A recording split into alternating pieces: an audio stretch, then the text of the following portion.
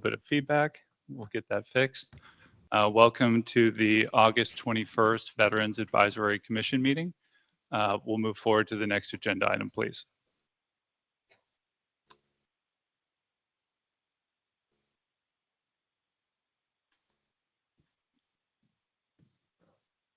Vice Chair Fulmer. All right, we would first like to have the safe acknowledgement, and that is requesting anybody who has served in the American Armed Forces to please stand up.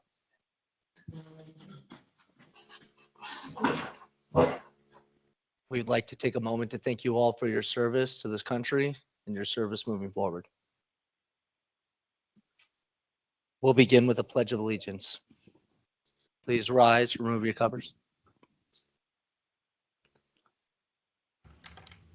I pledge allegiance to the flag of the United States of America and to the republic for which it stands, one nation, under God, indivisible, liberty and justice for all.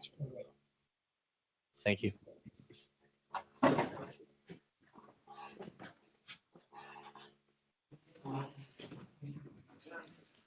Thank you, Vice Chair. We'll move forward to the next agenda item, please. Okay, Stephanie, can you please start the roll call? Commissioner Crooks? Commissioner Pomero? Here. Commissioner Jackson Kelly?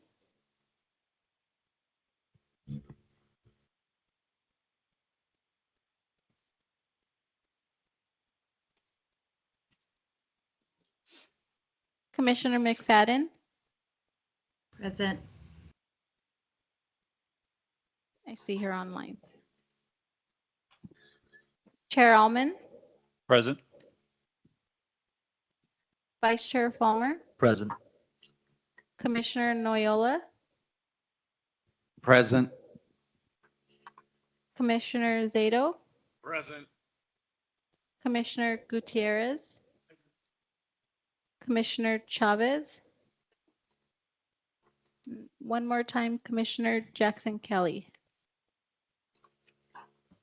Chair, you have a quorum.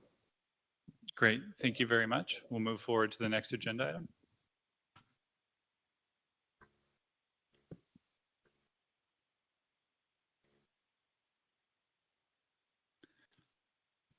The meeting minutes should be in the commissioner packet. So if you want to take a moment to review that, and we'll need a motion and second to approve the minutes when ready.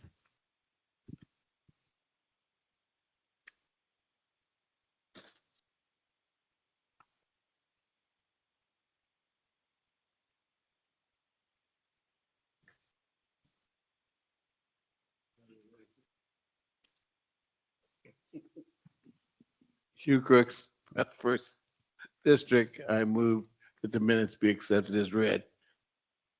Commissioner Crooks moves. Do we have a second? Second the motion. Vice Chair Fulmer seconds. Stephanie, can you please initiate a vote?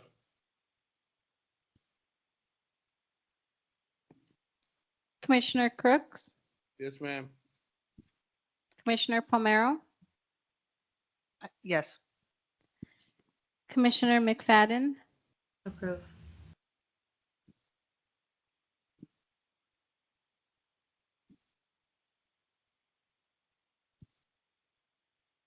Chair Alman?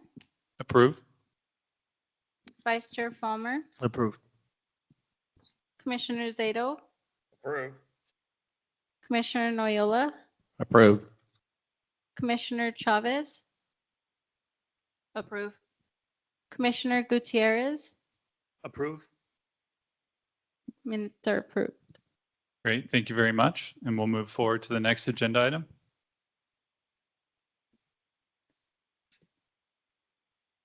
So briefly, you all should have received a notice of meeting for today on the 16th, August 16th at 11:30. If you did not receive the notice of meeting, please visit the department website which is mva.lacounty.gov. If you look in the upper right-hand side, you'll see in the header of the website a little envelope next to the social media icons. If you click on that, that'll allow you to subscribe to the department's mailing list, which puts out the commission notice of meeting, so you'll be aware of future events. Moving forward, last meeting we talked about an amendment to the bylaws. That is something that Commissioner Noyola and I have had a discussion with County Council, and we're still discussing that. Hopefully, we'll have some resolution by next month for discussion with the rest of the commissioners. There's one additional item that County Council brought to our attention, which I think will change the format of our meetings a little bit regarding public comment. So in the past, we had one general public comment, but moving forward, we will do public comment after each agenda item, which I like. It allows the public, to participate more. I think that's a good thing. So it's going to change sort of the tempo of the meetings. And as a result, I think we may want to restrict our briefings moving forward instead of 2 or 3 briefings per meeting to possibly 1, maybe 2. But I think today will be an experiment to see how this works in terms of how to incorporate additional public comment with our time constraints. So something to be aware of. We do have a mandatory commissioner county training on September 10th. So please advise Stephanie if you're going to be attending that. September 10th, right? Still?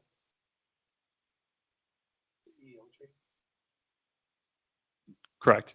September 10th still. And today we have a new commissioner with us from the 5th District. And I thought it would be an opportunity to allow Commissioner Chavez to introduce yourself and just tell us a little bit about your background.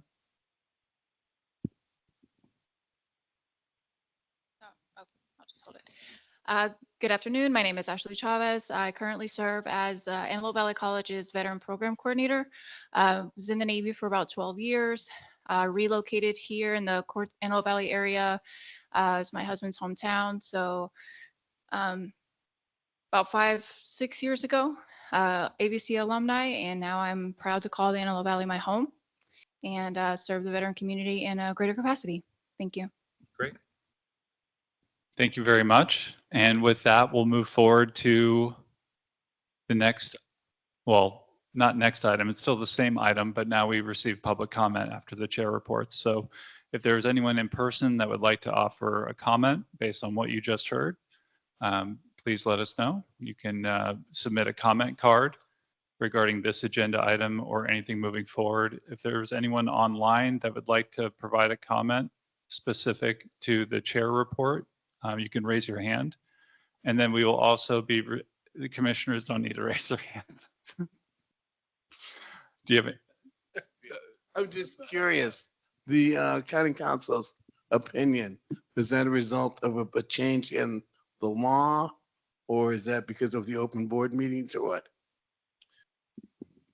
My understanding, and Commissioner, you can correct me if I'm wrong, is that the way that the county operates is that for public meetings under the Brown Act, that each agenda item must allow for public comment. Okay, that's that. That was the guidance that we received. Just So. curious. So I asked, for example, would we need to receive public comment after the Pledge of Allegiance? And their guidance was no. We don't have to do public comment with respect to the adoption of the minutes, but anything moving forward, there has to be an opportunity for public comment. Thank you. So is there anyone online that would like to make a public comment? Or I don't think we have any written comments. No one in person? Okay, we'll move to the next agenda item. Today we have a guest speaker from the LA County Office of Education. Thank you very much for coming. Commissioner Palmero, would you like to make a brief introduction? This is an item that you requested. Correct, thank you. Today we have Mr. Bautista who's the Executive Director of Head Start and Early Learning. And the reason why he is here is because at our last meeting, we talked about how to continue to engage, finding ways to engage our younger veterans. And we talked about the idea that maybe the younger veterans, there's all these ideas about like the video games and going to expos but what we're not missing, I think, is the family aspect. A lot of our younger veterans have children, and we are not finding ways to support our veterans with their children. And I think what I've said before and what I continue to say is that the veteran life chose the child. The child did not choose the veteran life. And so if we have a better understanding of some of the economic restraints that affect families with children, especially under the age of 5, we might be able to come together and find better ways to support our veteran community who have children. Thank you. Sir, please go ahead. And then when you start, I'll set the timer for 15 minutes and we'll go from there. Thank you so Thank you. much. Appreciate the invitation, Commissioner Palmero, and to the rest of the commission. Again, my name is Luis Bautista. I'm the Executive Director for the Head Start and Early Learning Division at the Los Angeles County Office of Education. I'd like to start by just providing a little bit of context about who LACO is. So next slide, please.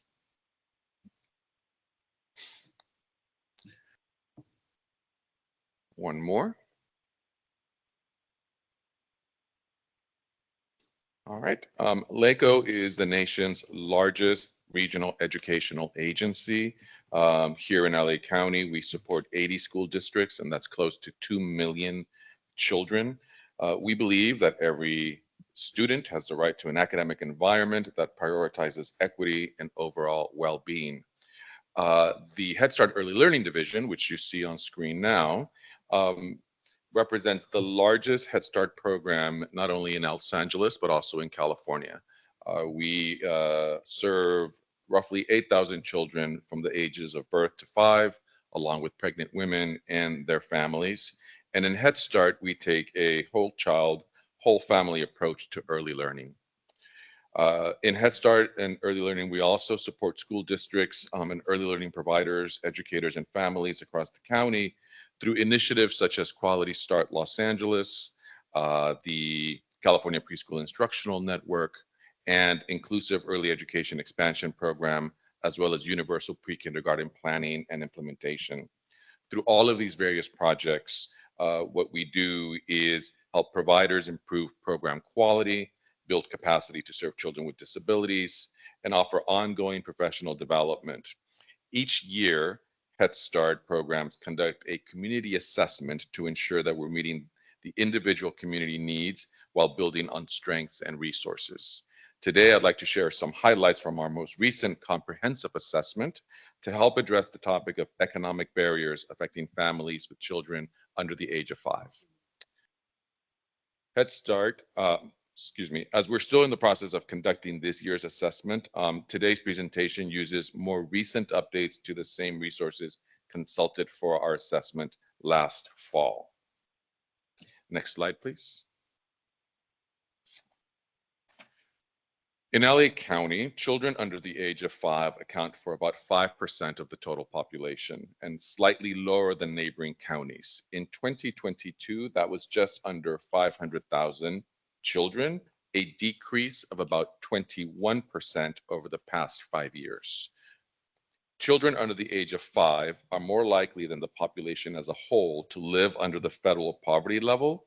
And in 2022, about 13.9% of LA County's population was under the poverty level, compared to 17.5% for children under the age of 5.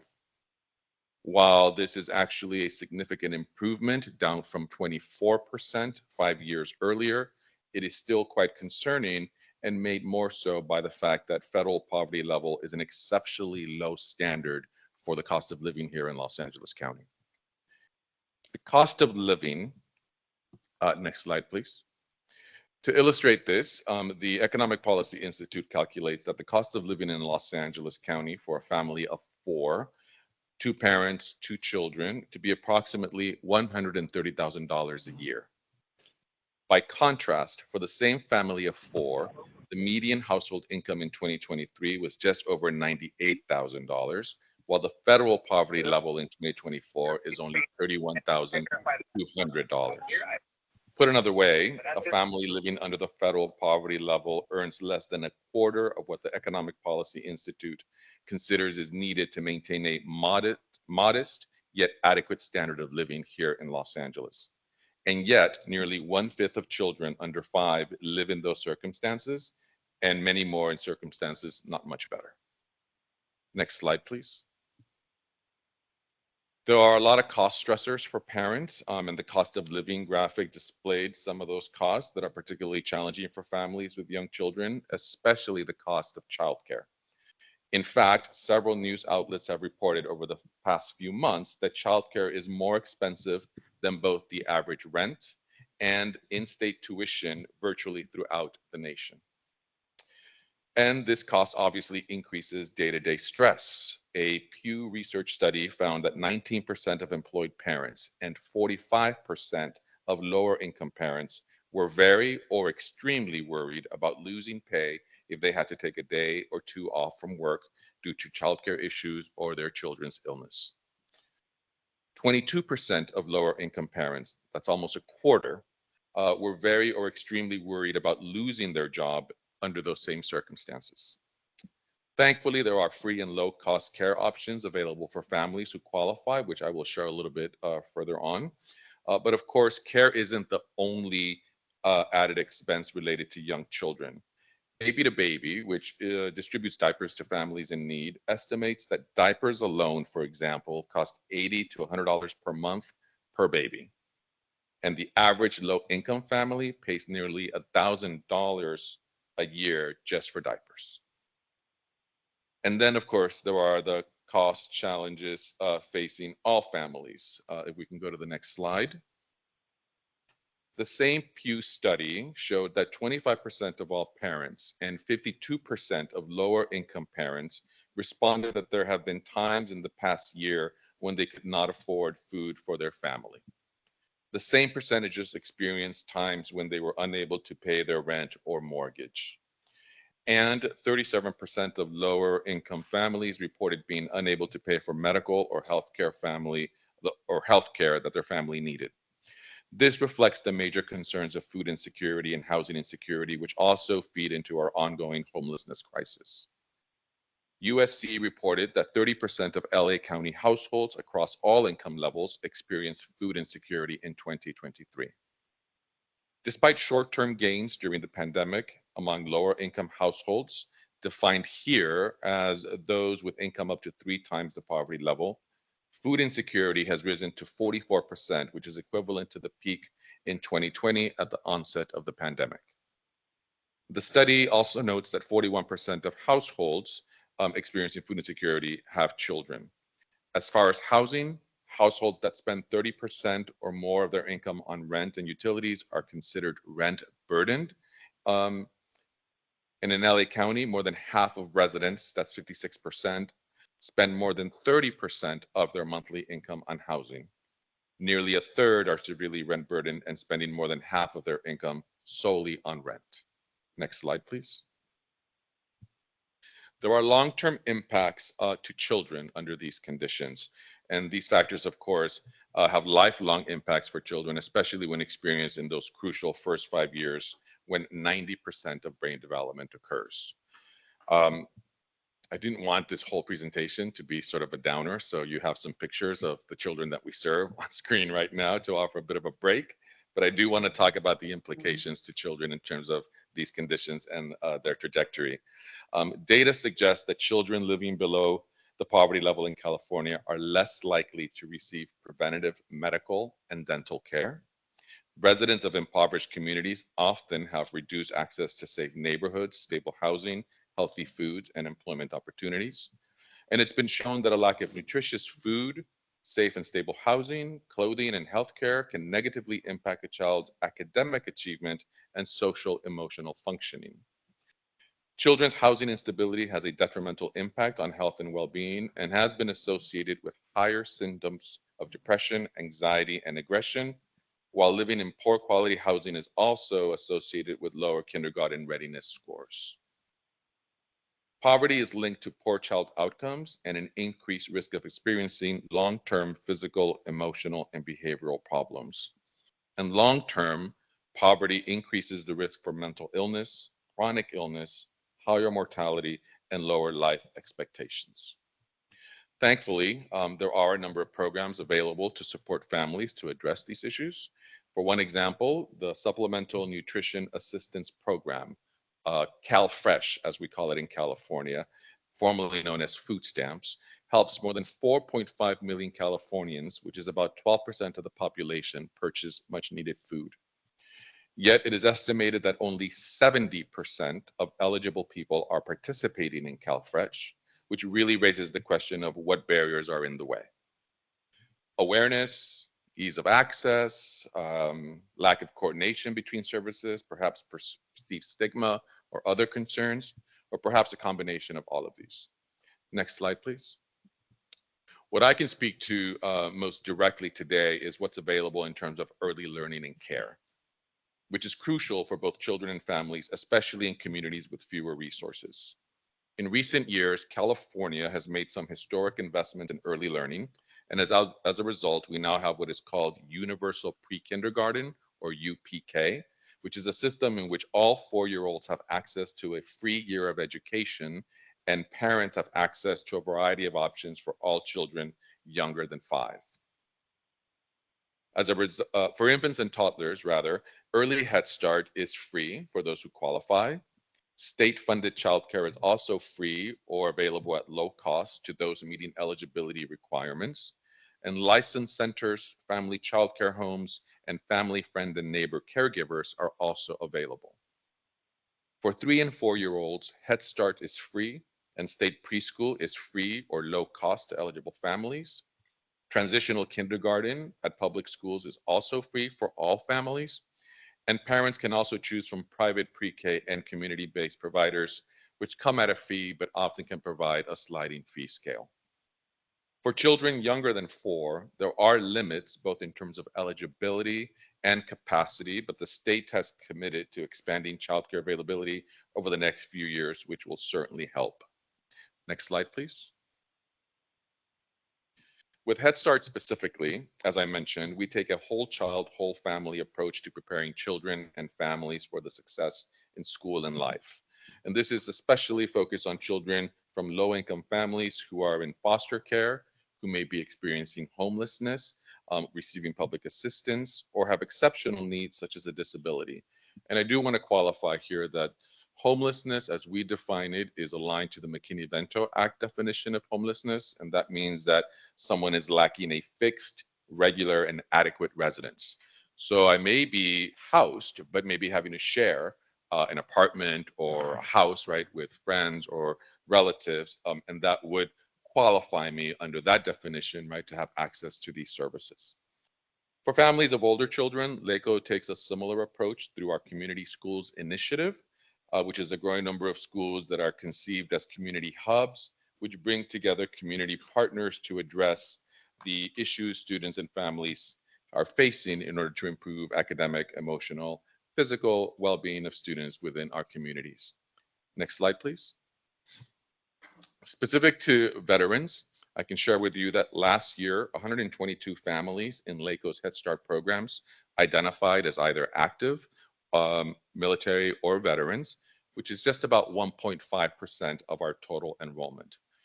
We would certainly welcome partnerships to help connect with this community. And if anyone is interested in learning more, we can be reached at the information provided on screen at the 877 Pre-K Kid phone number or at prekkid.org.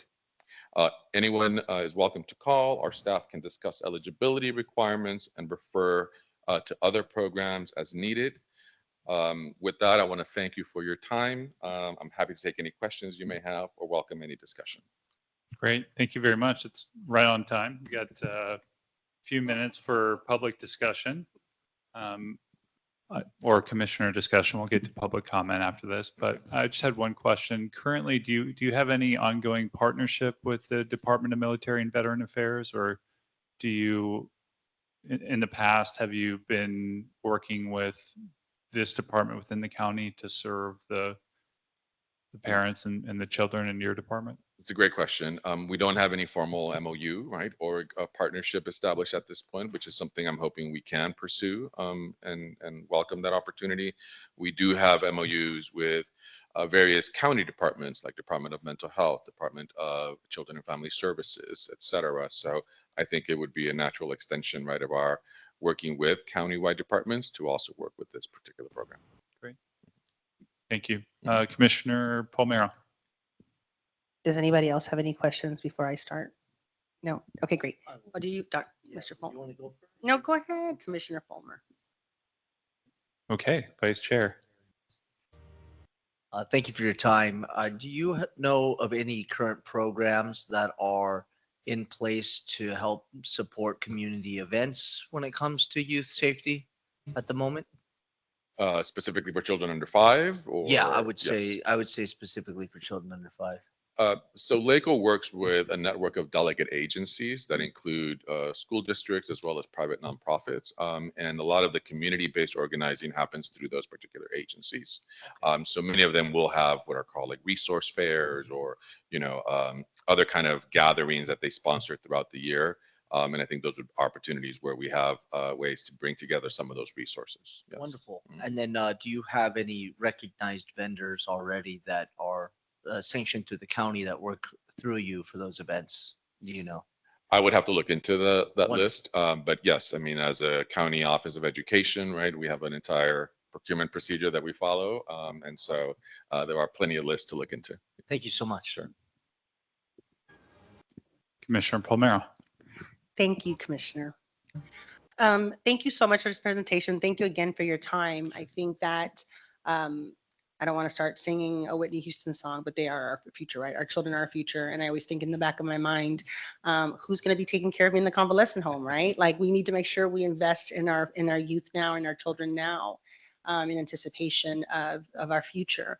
I think that this presentation is very timely because Supervisor Solis and Supervisor Horvath set forth a motion back in March regarding providing supportive services for our veteran women, and that really focused a lot on childcare.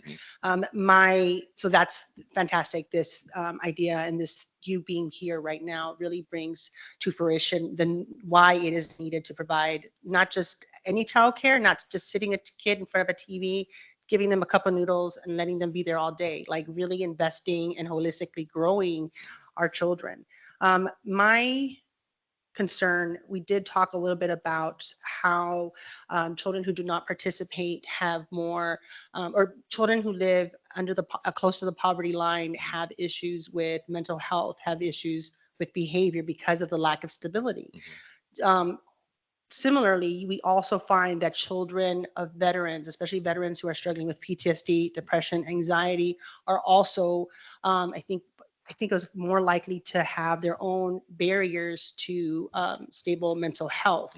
And because of this, I think it is really, really important to highlight the benefits to be able to not just bring children in, but also to be able to identify who is a veteran and who's not a veteran, who are children of veteran. And I think that you and I had discussed this a little bit before, that it is very easy for veterans to not want to, either they don't identify as veterans or they're scared to ask for help, right? There's intimidation of asking for help. And I think it is really, really important to ask you, is it possible to have, when we have children or families applying for the universal pre-K or early start or any of those programs, to be able to ask the questions that better identifies who a veteran might be, and in case they need additional services, or for the thought of referring them to either MBA or one of the other partners that you have that would be able to support veterans. Sure. So I can speak specifically to Head Start and early Head Start eligibility criteria. Head Start programs, LACO being one of them, certainly not the only one, right? We are the largest provider of these services in LA and California, but just in LA County alone, there's about 28 other grantees, right? Some of them are small, some of them are large as well. But we all establish what's called eligibility criteria, right? Some of that eligibility is defined by federal regulations. So we must be able to outreach and serve foster care children, right? they're categorically eligible, right? Families and children that are experiencing homelessness, categorically eligible, regardless of income, right? But what we do know is that based on the USC SoCal Veteran Women's Report, food insecurity is a major concern, right, for veteran women. So if those women who are experiencing food insecurity qualify for SNAP or CalFresh, right, they are also now categorically eligible for Head Start and Early Head Start. And that's all we would need to know, right? You're receiving CalFresh benefits, great. You can also enroll your child now in Early Head Start if it's an infant or toddler, or Head Start if they're a 3 or 4-year-old. So that kind of eligibility criteria, right, we can build into our particular systems in order to help prioritize who gets access first. Thank you. Thank you for also reading that report. Thank you Sure. so much.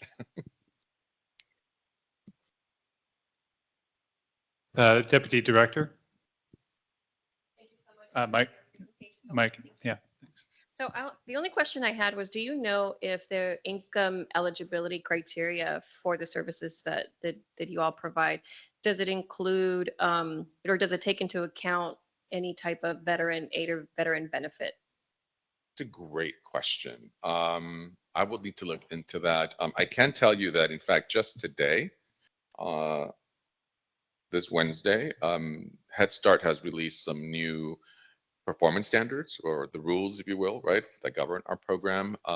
There are some changes that are going to be allowed moving forward in terms of how we establish eligibility, especially income eligibility for our programs.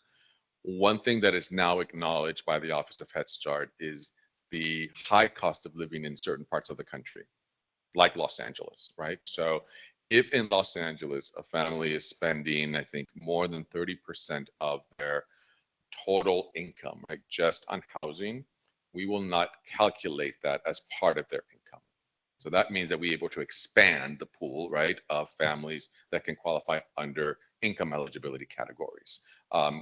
I'll need to look into to see if veteran benefits, right, are calculable under that or not. And certainly we'll be happy to get back to you all. Okay. Okay, thank you very much. At this point, we'll move to public comment on this agenda item. If there are, is there anyone in person that would like to provide comment on this item? Is there anyone online? Please raise your hand online on Teams if you would like to provide comment on this issue.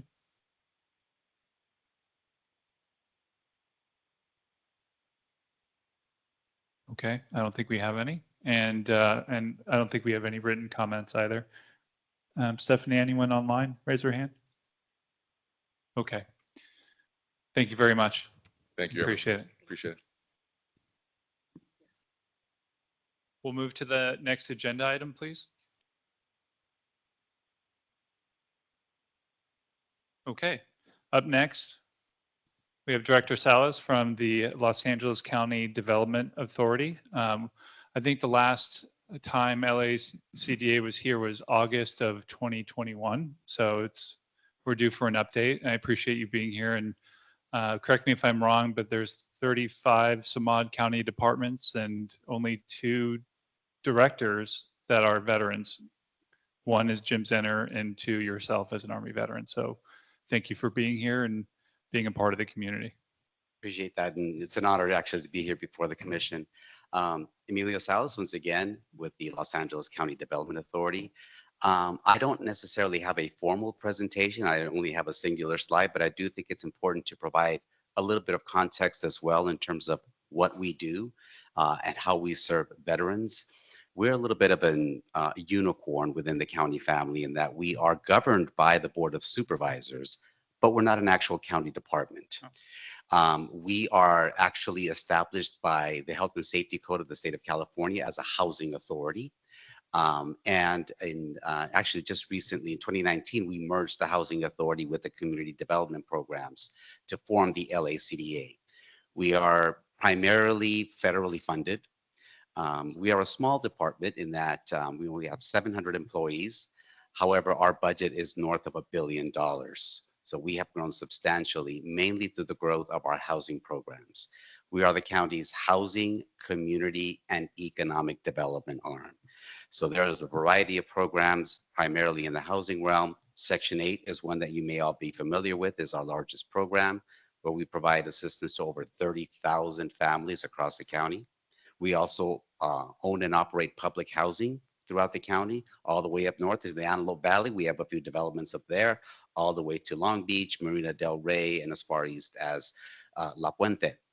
We are also the Community Development Block Grant Administrators. So that's a fund that actually funds a lot of community improvements, primarily in low and moderate income neighborhoods. And also we catalyze the development of affordable housing. And that's what I'm going to be here speaking about today, in which the county provides financing for nonprofit developers to build affordable housing. So the prior speaker spoke very eloquently about the need here in the county. We certainly look to help to bridge that gap as it relates to housing. It is one of the biggest barriers that we have here in LA County in terms of being able to thrive within the county. Just to provide some context there, what we do in this space is we provide capital financing to developers, to the nonprofit developer community, through a notice of funding availability. And that activity has really exponentially grown in the past few years, predominantly with this new board. Just to give you context, previously, before this board, we used to put out NOFAs to the tune of $12 to $15 million a year for this financing opportunity. This board provides $100 million every single year for that purpose. So you can see just the trajectory has climbed substantially. With that, we also couple that financing with what we call project-based vouchers or Section 8 vouchers. These vouchers are actually very critical to these permanent supportive housing developments because they create a revenue source, a rental subsidy that then provides for the long-term viability of these developments. So if you can picture a 100-unit development that's being built, the developer is assembling financing from 5 to 6 different sources. We are then the last source to come in. So that provides for the construction of the development. Now you've got to service that debt and you've got to manage and operate that development over a long period of time. When you have folks that you're housing, predominantly persons experiencing homelessness, that don't have a stable source of income and are paying no more than 30% of their income in rent, you can imagine you're not going to get a whole lot of rental revenue. So that project-based voucher allows for that rental subsidy to provide that revenue for the maintenance of those developments moving forward. So the funding along with the vouchers is what makes these developments viable in the long run. If I can have the next slide, please. So as it relates to the funding is ongoing from our board, and these are local funds. We also couple that with other funds as they become available.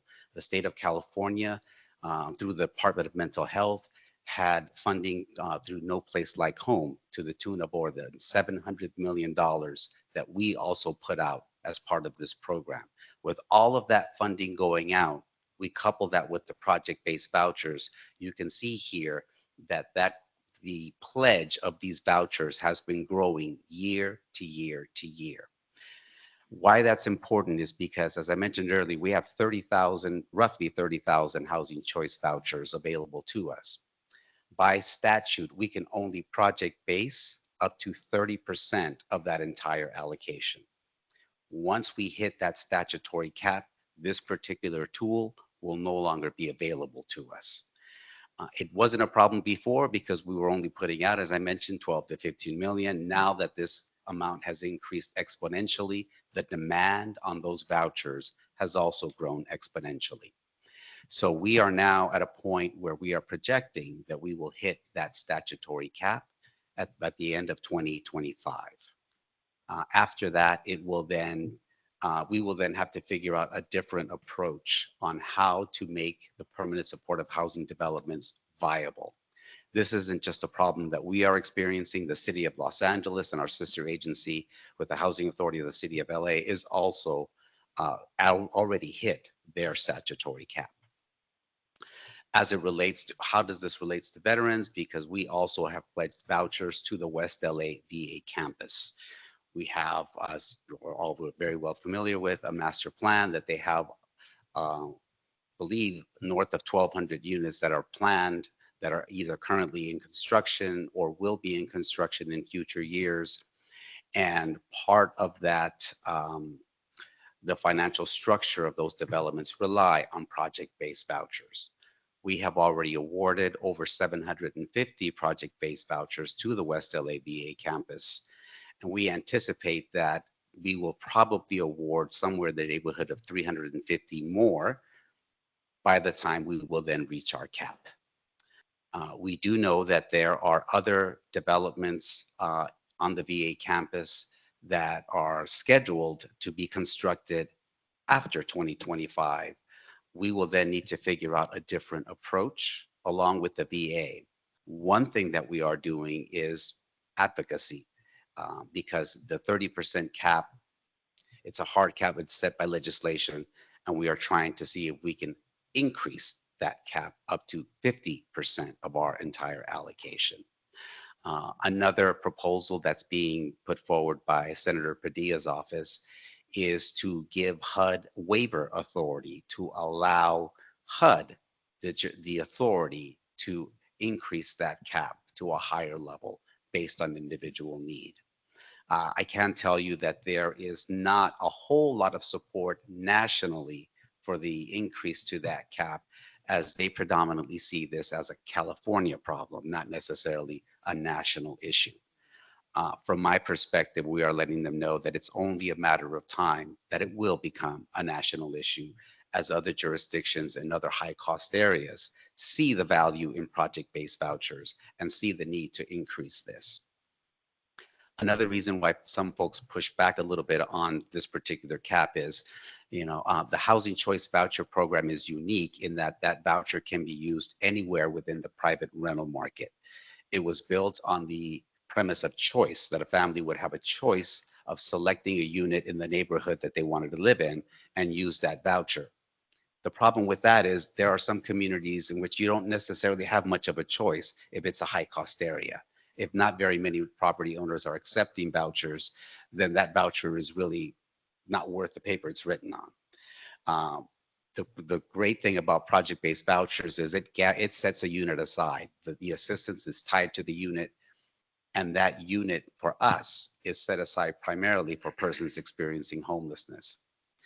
Picture us, we do have, aside from these project-based vouchers, we do have voucher holders that are experiencing homelessness that just have a tenant-based voucher. They do have that choice. Imagine their challenge in finding a unit on the private rental market when they have little to no rental history, maybe evictions, no recent work history. What is going to make that property owner want to take that chance on renting the unit to a person experiencing homelessness when they've got 20 other applicants that they can choose from? The ones that do are generally those that want to do good, those that want to contribute to their community. But we don't have enough of those to really satisfy the need for our voucher holders. So that's why these PBVs are very important. In terms of the impact on the VA campus, I believe that there also may be a path forward if in fact we're not successful with the legislative advocacy to try to figure out a way to carve out a method by which HUD will award project-based vouchers specifically to VA campuses. That will be another approach that we will try on the legislative front. But it is something that we have been putting forward before our Board of Supervisors. We've been putting this forward through national committees, that we all need to figure out a different way of looking at the long-term viability of all the permanent supportive housing within this country, because there is a lack of affordable housing, and we're going to need to figure out creative ways to keep that production going. Here locally through Measure H, through Measure Triple H with the city, there has been a tremendous amount of affordable housing that has been built in the last 5 years alone. In fact, our agency is 40 years old. We have financed more housing in the last 5 years than in the prior 35 years combined. So that's how much activity is going on now at this point. We do see that this is now, housing is now on everyone's platform. It's a federal issue, a state issue, as well as a local one. So I'm just here to say that, in terms of this issue with PBVs, it's a challenge, but we're trying to figure out a path forward so that the VA can continue with the development of permanent supportive housing within their campus. Thank you for the overview. I think a couple things before I want to share some additional exhibits. I don't think people understand that LACDA is an indispensable, critical partner in the development of VA West Los Angeles. Without the allocation of vouchers, none of this housing construction is possible. And, so we need, I would say, the county's partnership in making this federal project or community project a success. And the availability of vouchers is a critical issue that I would say only really came to light in February of 2024 when LACDA briefed the Federal Advisory Committee, where somebody asked, I don't understand, why don't you just project base all your vouchers? And the representative said, we can't. There's a statutory cap. From my perspective, what was problematic about that is that for the past 9 years or so, VA had never anticipated or disclosed that cap in any of its planning documents. This was sort of new information, which was pretty shocking to me. And so when I followed up with my board office and LACDA, then we learned that LACDA will reach their PBV cap within approximately 2 years. Now, that's not LACDA's fault. That's a statutory cap. That's the way that the law is written. But I don't think that this was anticipated at all with respect to planning out the future of VA West Los Angeles. And to me, as somebody who has worked on that project for 9 years, it was very concerning. So I just wanted to go through a couple of exhibits to track some information and to make some projections and just to see what this looks like when you overlay that information onto the campus. So if we can move to the next slide, please. So this document might be too small to see. There's some printouts here. This chart, what you see here is called the parcel release schedule. And this is a VA document. This is a government document available on the master plan website. And what this shows you is when VA anticipates to release parcels of the VA West Los Angeles campus to the principal developer who is selected to build at least 900 units of permanent supportive housing on the campus. I'm sorry. Oh, they're right there. So here we see from 209 all the way down to 407, the cutoff where VA reaches their goal of approximately 1,200 units or 1,215. There's a few additional parcels in the potential category. The reason why is the principal developer plan is actually more than 1,200 units. It's for, I believe, 1,641 units, which is in excess of what VA requested in the master plan. But when you look at this information and then you compare it with the next slide. So for example, we're going to look here at the parcel release schedule. 408 is scheduled for release in April of 2025, and it's currently projected to be 68 units. Again, this is according to the VA. If we move to the next document, this is a document that I've received from LACDA, and I made some red annotations. These are markups. These red annotations are my comments. If we look at building 408, we have currently 100 vouchers committed to a building for 68 units. My concern with that is that if we're operating under a cap, every voucher counts. So are we over allocating vouchers to a building when we could take the balance of that and be potentially funding another building on the campus or off campus? I think this is a data discrepancy that needs to get sorted out. The other thing I would note in the status column, and Director, maybe you could speak to this, the difference between leased and then having a date in this column, the difference, what is AHAP? I don't think a lot of my colleagues understand what that difference is. So could you go over what is leased, what is AHAP, and what is committed? Sure. When we refer to a particular building as leased, that means there is an active contract already in place and there are tenants actively living within that development. So we have voucher holders that are in the development and it is in operation. When something is under what we call an AHAP or an agreement to enter into a housing assistance payment, it's basically a binding document that says this particular development is already under construction and will imminently be open for a project-based voucher to be attached to it. And then we have commitments in which they are in pre-development, where there are the architectural renderings, entitlements, and all the things that go on before construction begins. But they have to secure the commitment of the vouchers before they go down that process. I think one of the things that's important to note here without getting too far into the weeds is these developments in general are very highly complex. It's not like a private developer that is going to the bank to get a loan and then simply, goes out to get a contractor. They are assembling financing from a variety of different sources, each of which has their own individual requirements. Within that, they then have to get this project underwritten, or someone has to provide the bulk of the loan. Those individuals will need an assurance that they're going to be able to pay back that loan, and that assurance comes with those vouchers. We're going to have rental subsidies. We're going to be able to have revenue available to pay back the loan. So that's why those PBVs are committed, so that folks understand that this development is viable. And generally speaking, the developer will not go out and seek that financing without the commitment from the Public Housing Authority. That commitment is essential, in other words, to provide that promise. It's actually they actually go out and assemble the financing, but that final underwriting comes at the end with the vouchers. That's correct. So it doesn't go into AHAP until they start construction. Correct. Okay.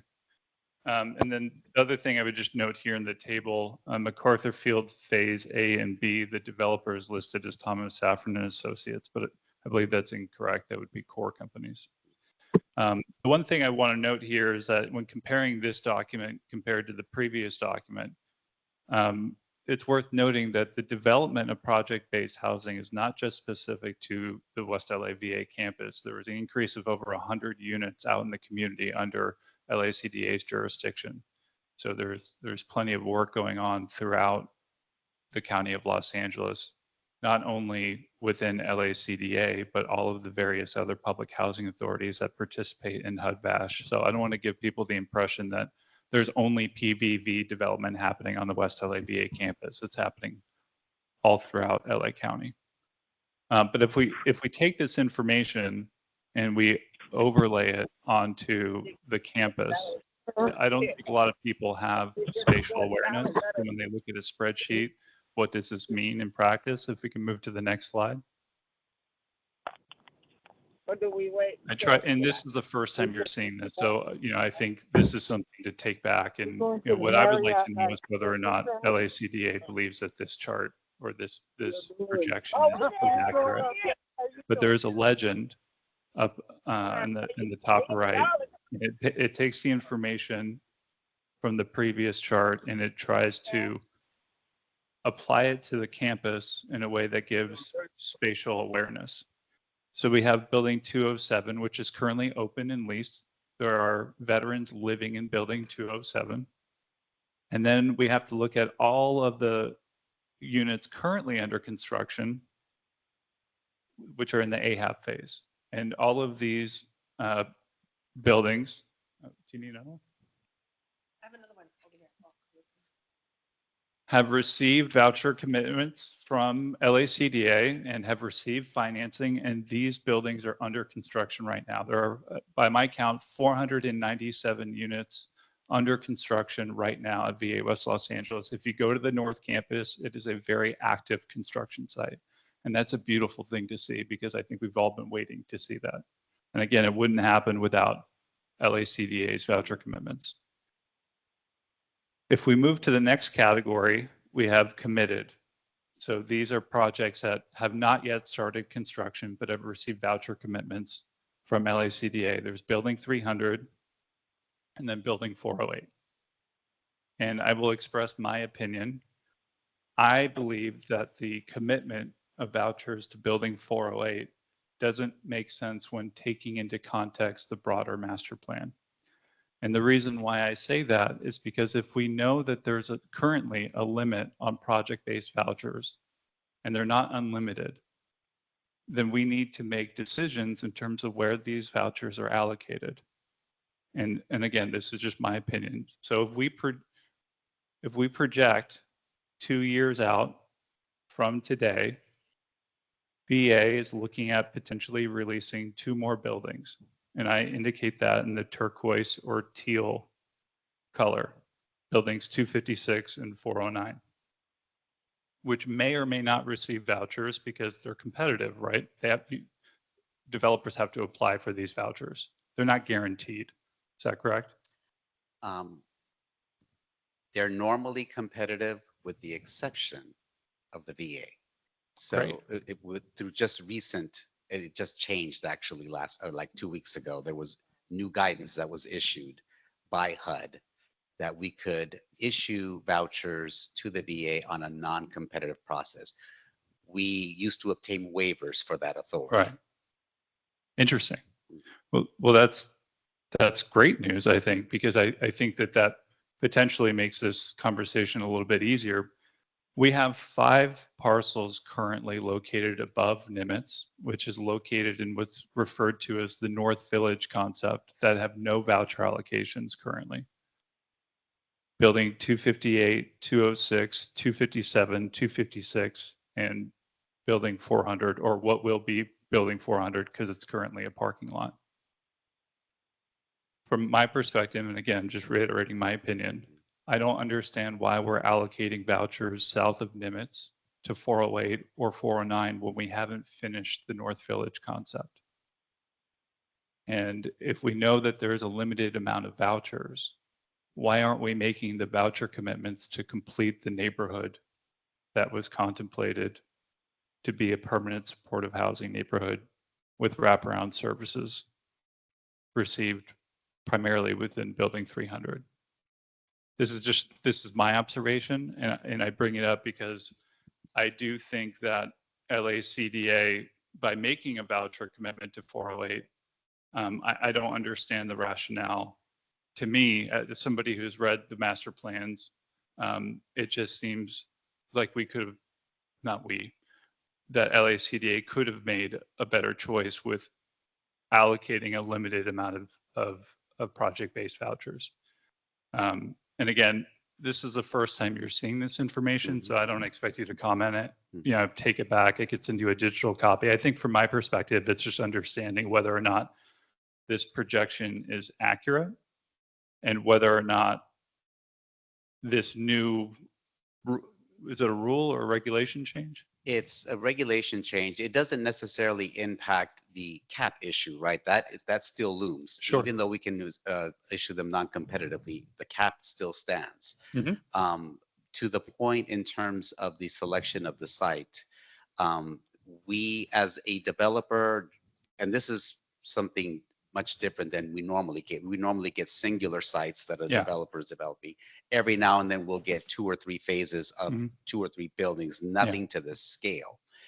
But there are other county-sponsored projects that might be somewhat comparable. We don't necessarily get involved in the sequencing of how that is the developer's job to determine the sequence and the time frame in which each phase will come to fruition. But they come forward saying, we are now ready. And generally when they come with vouchers, it's because there's already been all of the pre-development work done. It doesn't start from the very beginning. There's already a substantial amount of work that has been done up to that point.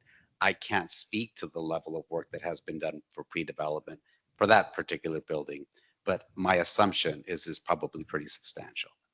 Well, according to the principal developer's last briefing, they're starting financing for 408 this month. And my understanding is they haven't received any tax credits to date on that building. But I think it brings up a broader issue.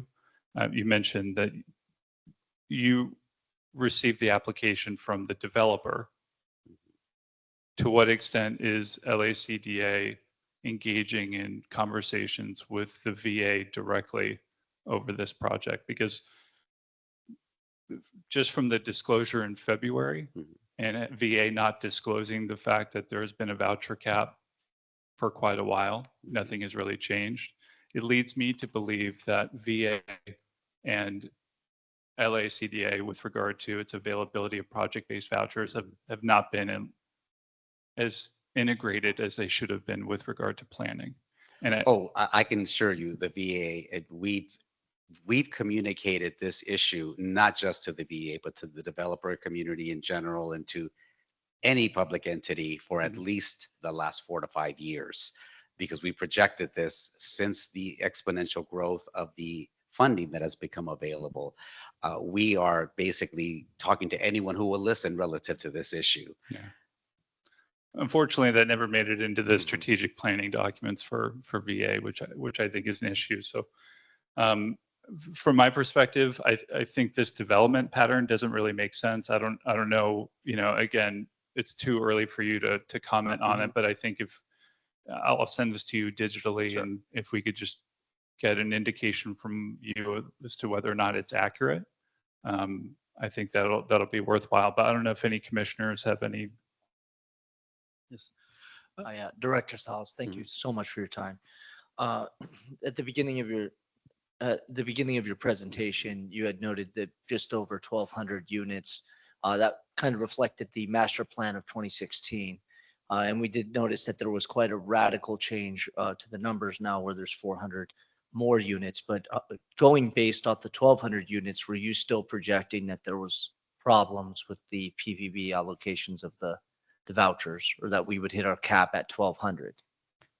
Yes, we projected that a while back as we were trying to figure out how much funding would be available and how many units that would fund and how many of those would require vouchers. It's not an exact science. It's somewhat of a balancing act.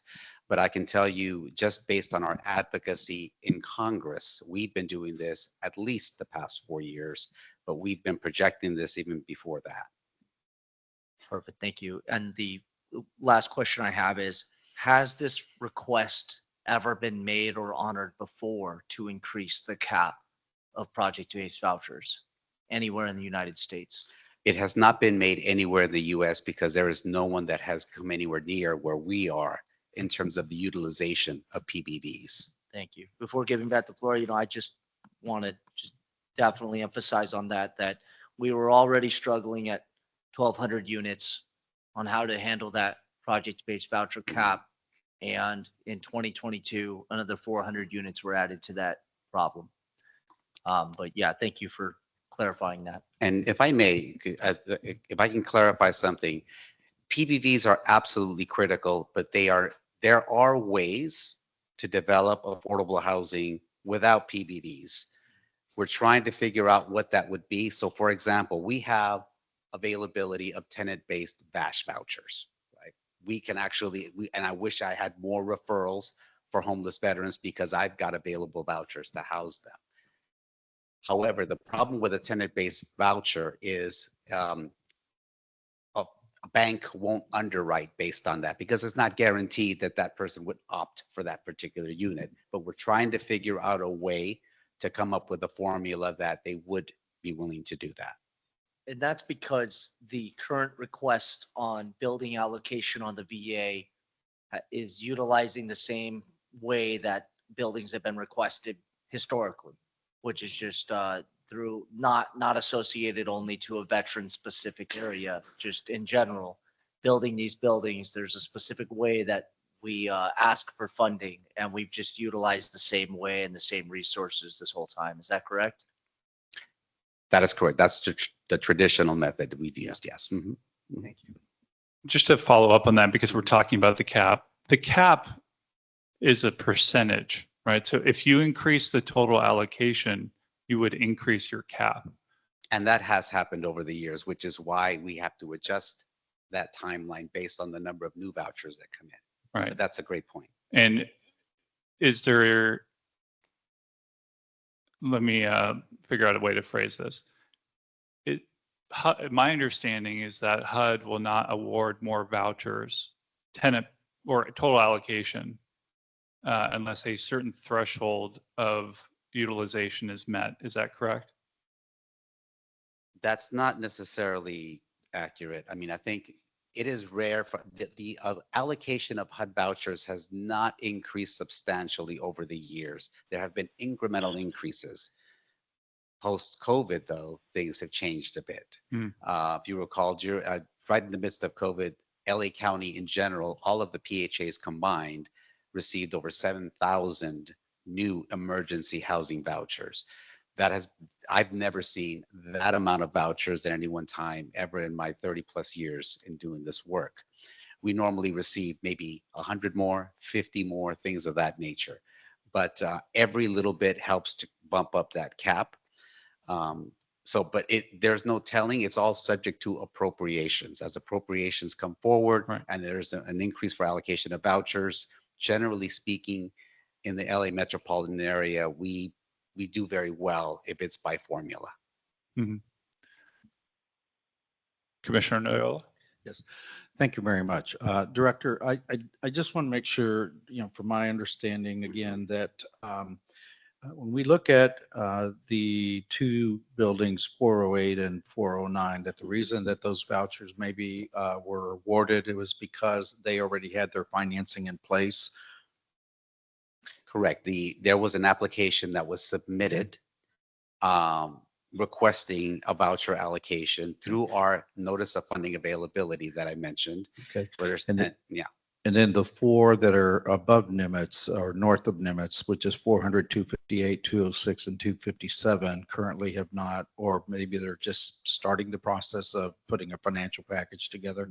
I'm not sure where they are on the stage, but we've not received any applications for those. Okay. Sorry, just to clarify. 409 and 256 do not have voucher allocations. These are filled in as a projection. Oh, I see. Of when VA will reach, when LACDA will reach their voucher cap when following VA's parcel release schedule. Okay. So 256 and 409 do not have voucher allocations. Okay.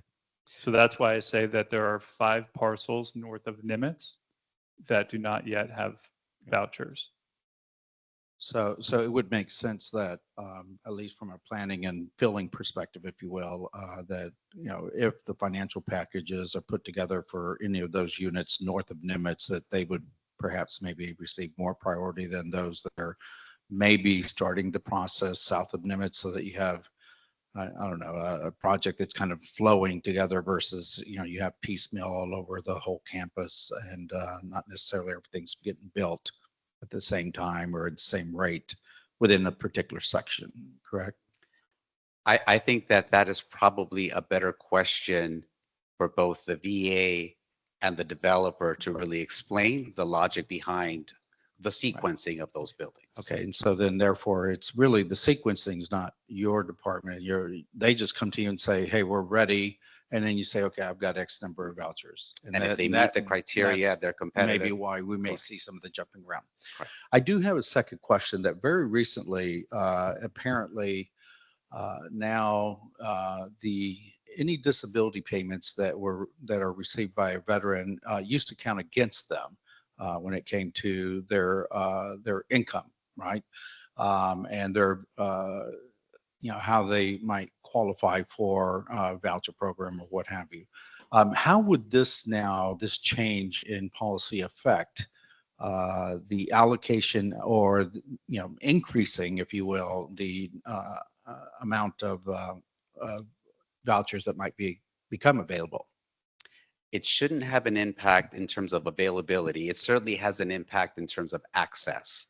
So for a veteran with a service-connected disability, they may have been ineligible for the program because that income was counted towards the eligibility. What HUD did, they got somewhat creative, was for purposes of eligibility, they are not counting the service-connected disability. However, for the calculation of rental payment, they are counting that income.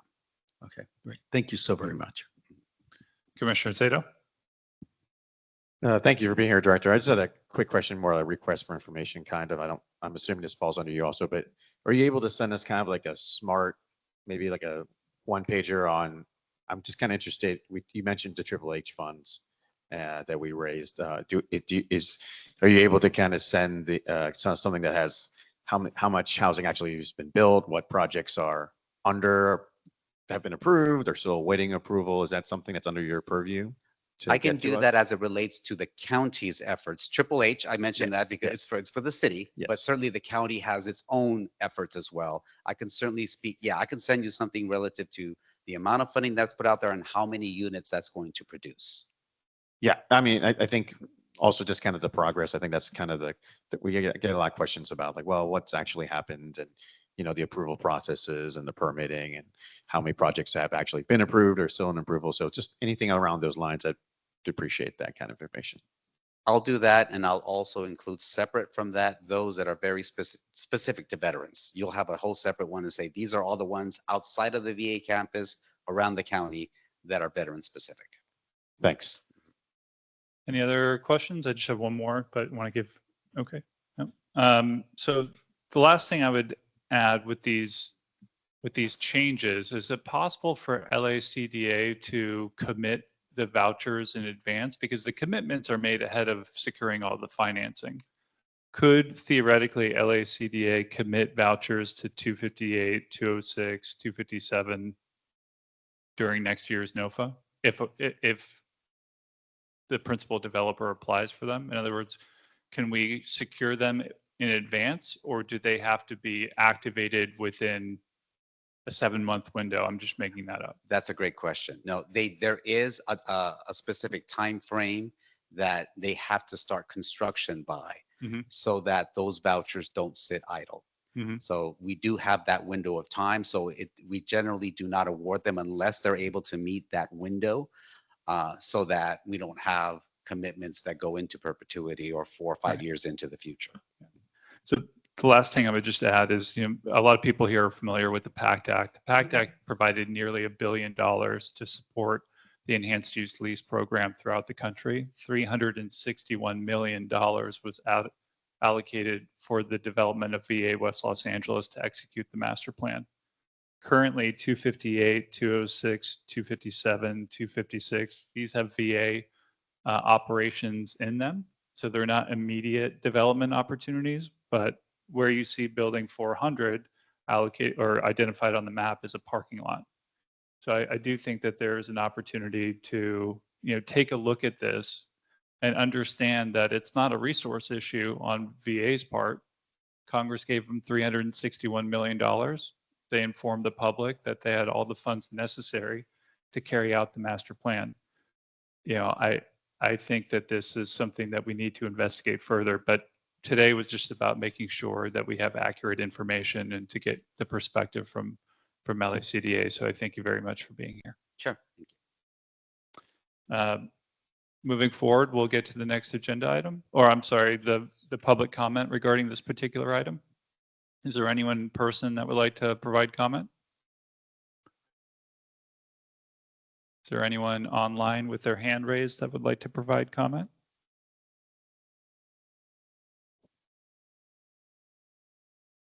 And I don't believe we have any written comments today. So with that being said, we'll move forward to the next agenda item.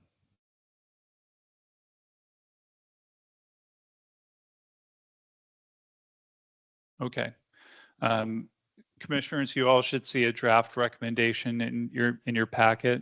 This was something that I drafted in response to a public comment that we received here last month regarding expanding eligibility to become a county commissioner for the Veterans Advisory Commission, as well as comments from Commissioner Noyola asking about whether or not active duty would be able to participate on this commission. So I drafted something that really discusses expanding eligibility, which is my understanding currently available to just veterans, but to include active duty, guard, and reserve, and then incorporating some of the public comment that we received regarding family caregivers. So that was the inspiration for this draft. It's something you all can take a look at, but again, just because a recommendation is proposed doesn't mean that there needs to be a motion second. But if there is a motion and second, we can discuss it.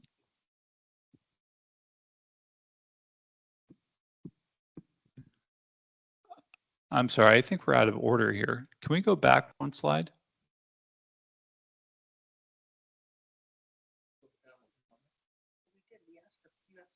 Okay, so this is a new development in our meetings.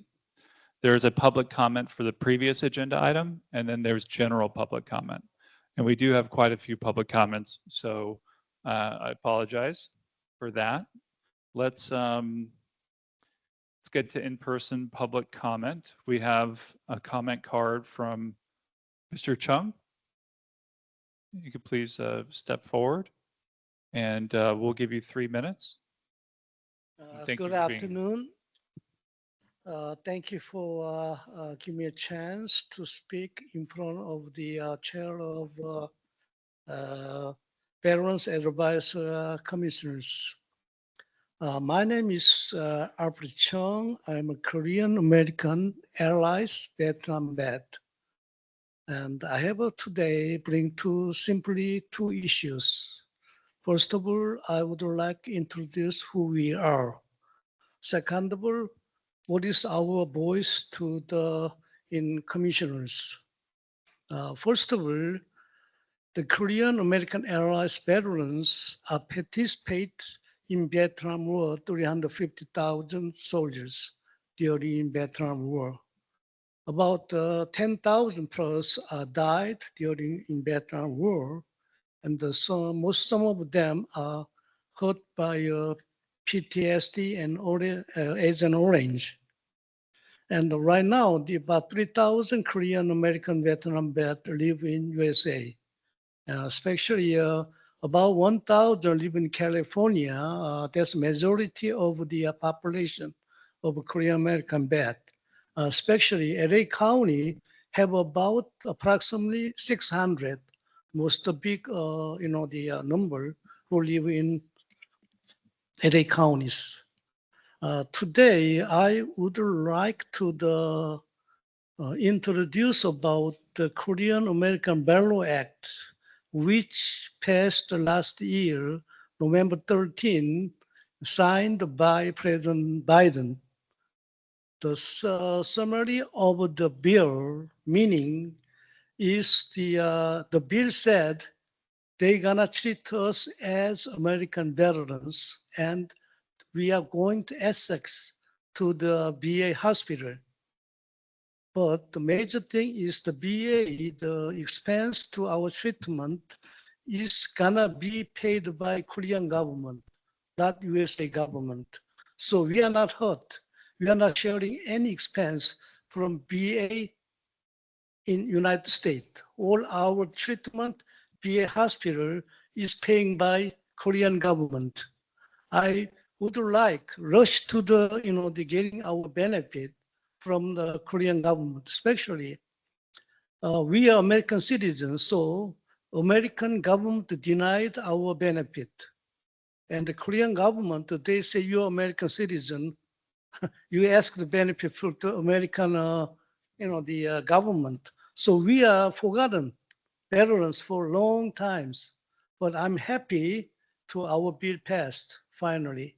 So I would like, first of all, we would like to have a veterans ID card, which are designate and, the driver license, whatever kind of the ID cards. The thing is this, that is our honor and our sacrifice of our service. So that's first we would like. And the second of all, that, the ID card, we have a lot of benefits, especially we can, Korean community, they give us kind of, some discount of the, veterans. Sir, thank you. Your time has expired. Thank you. Thank you very much. Yeah. Sir, anyone else in person that would like to provide public comment? Sir?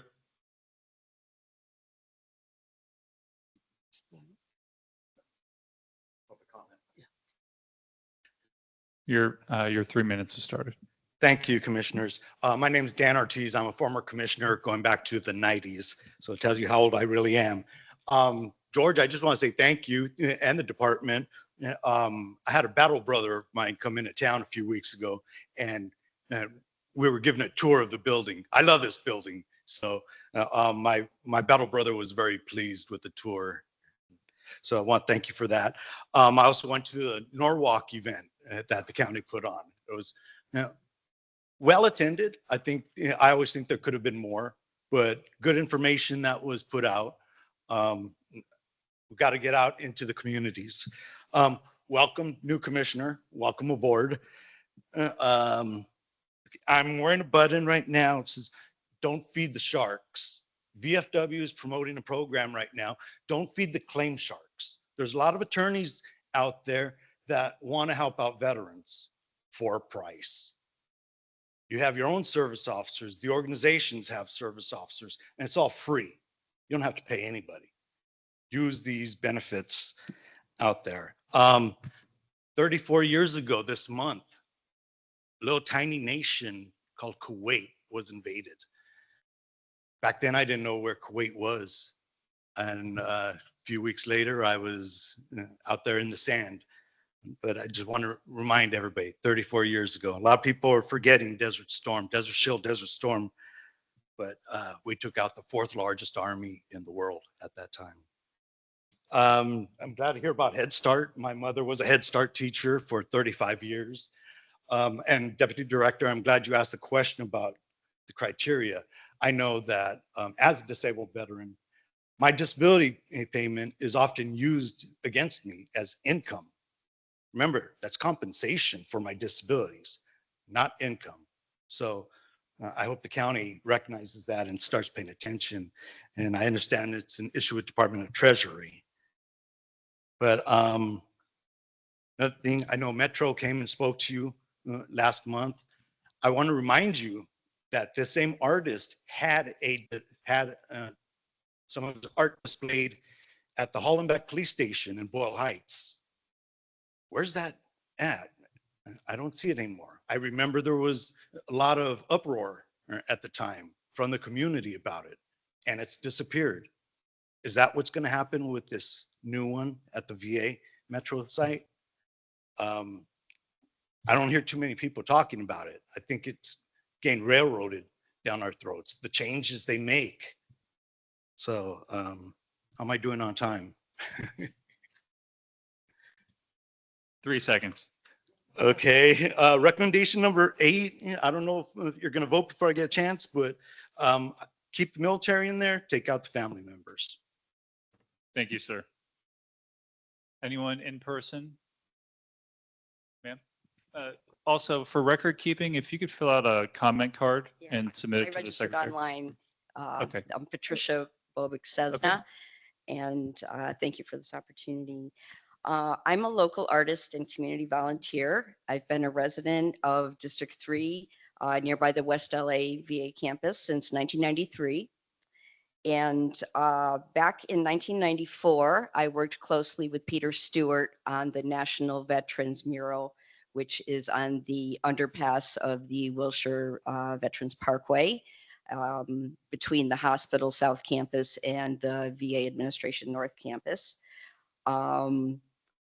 The National Veterans Mural is a 23,000 square foot mural that was created by Peter Stewart, who was a U.S. Navy Vietnam veteran I met in 1994. He invited me to assist him on the mural, which I was very honored to do. And Peter also created the POW MIA mural, You Are Not Forgotten, which is in Venice. He had created that in 1992. And sadly, Peter died in 1997 at the age of 41. In 2022, I was invited by Metro Art to collaborate on a mosaic mural, the Veterans Legacy mural, to replace the 5 to 10% of the Veterans Legacy mural, original mural, that Metro is going to remove to accommodate the new Metro rail station at the VA. So the new Legacy mosaic mural will be located across the street from the northeast wall that is going to be removed very soon. They're slated to be demolished any day now.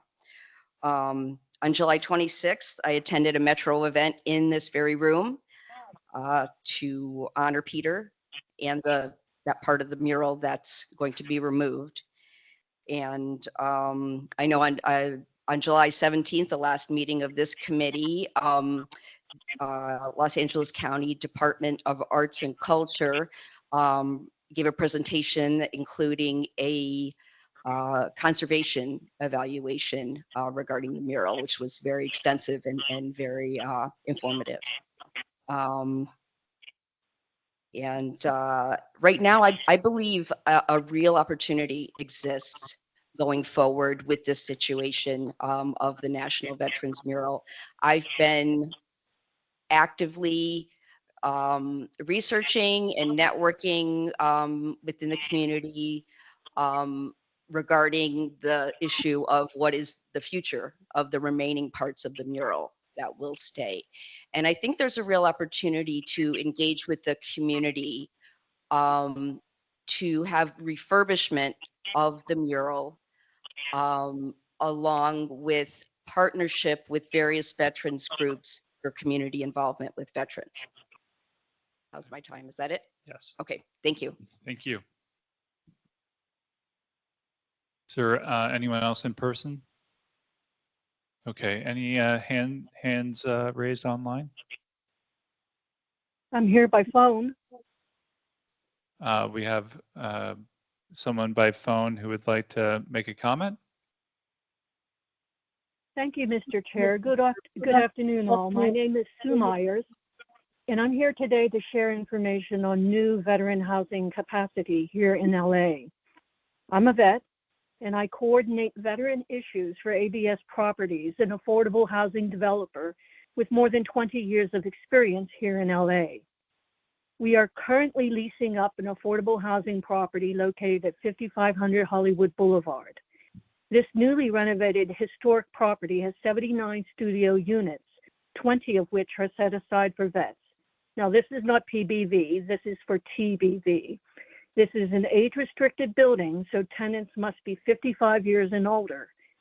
Further, we've entered into a master lease with Brilliant Corners to implement the county's coordinated case management program at this property. This particular program requires vets to have an OTH discharge.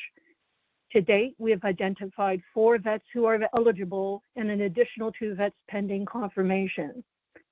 I'd like to take this opportunity to acknowledge the efforts of Team One to help us understand its collective set of programs. I recognize here the efforts of MVA, especially those of Director Zenner and Naira, to promote partnerships and identify veterans. I also acknowledge the effort that Brianna Avery, Program Manager at the county's Housing is Health program, for her veteran outreach work. Together, Brianna and Naira have created a partner outreach list of 500 plus names. Starting this week, we're disseminating flyers tailored especially for vets to a wide variety of partners, from food banks to LGBTQ groups, from post and legions to gyms and community centers. But that's not all. In about 8 months, we're opening up 2 new construction properties in LA. One will be age restricted for those 55 and older. It's a 200-unit project in Hollywood Actually, it's just around the block from the mayor. It's in the Western Avenue, Hollywood Boulevard intersection with 50 to 60 units reserved for vets. Around that same time, and they're kind of competing to see who opens first, but around the same time, we expect to open up a 147 unit project in Burbank that is not age restricted.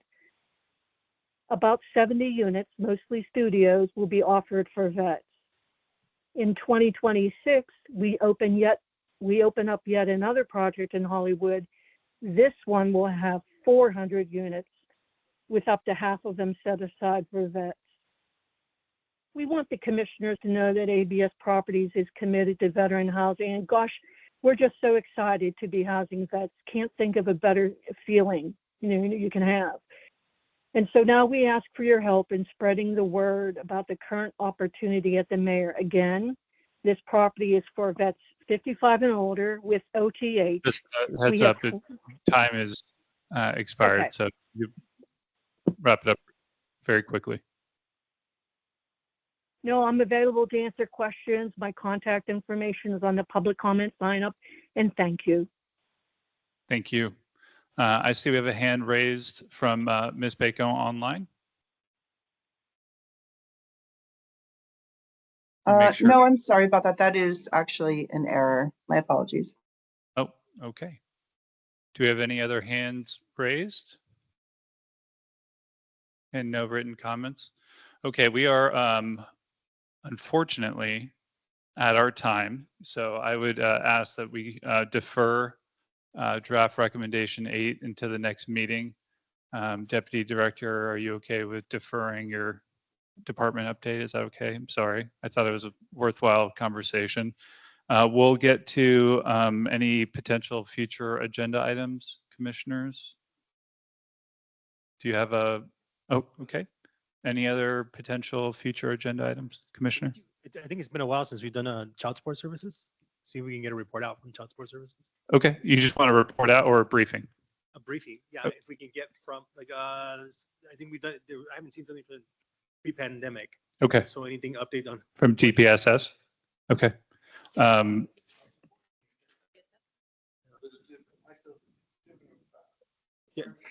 Yeah, child support services. Okay. Not DPSS. Oh, thank you. My apologies. And then we can, any other potential future agenda items? Okay. On to commissioner announcements. Commissioner Crooks, would you like to add anything to the discussion? Because we're running so late, I defer. You're too kind. Commissioner Palmero. I too would like to be kind and defer. SD1 is very kind. I have nothing to add. Vice Chair? I'll defer. Thank you. Commissioner Zeta? Nothing for me.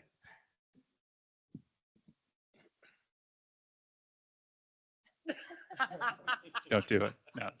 Just wanted to mention that I did attend the town hall meeting for Supervisor District 4 the last week in Norwalk, and it was very, very informative. Commissioner Chavez, this is an opportunity for you to talk about anything you want to talk about.